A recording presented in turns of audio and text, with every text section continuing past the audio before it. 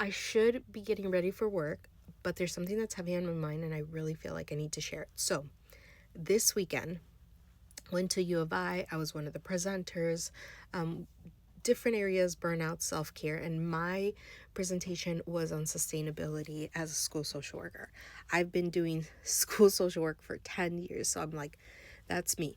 But anyways, the four things that I feel like has to make sense for you to continue in your work is looking at your purpose, not like, what's your reason? No, like, does something make sense in your practice? If it doesn't make sense, number two is boundaries, setting boundaries so that you can continue. Like, this has to align to who you are, to your values, to school social work, right? And then the third one being goals. Goals, as in, I always tell new educators, make 3 to 5 year plans, not necessarily to exit, but if you're feeling stuck, if you're feeling like there's nothing to motivate you, if you feel like there's no growth in your job, then that could lead to burnout. And then number three being permission that some things are going to happen. You're going to make mistakes and it is okay.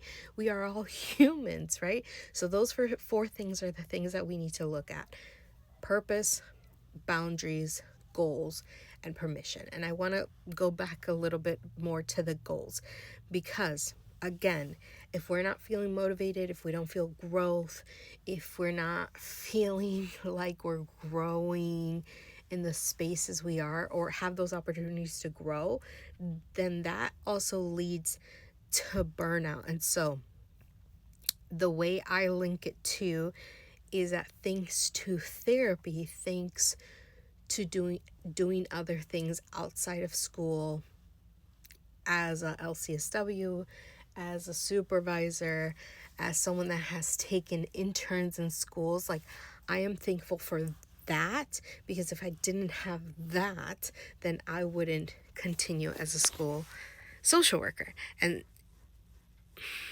how do I say it? In other words, you need different spaces and places to remind you how valuable you are. That's the point, because sometimes schools doesn't do that.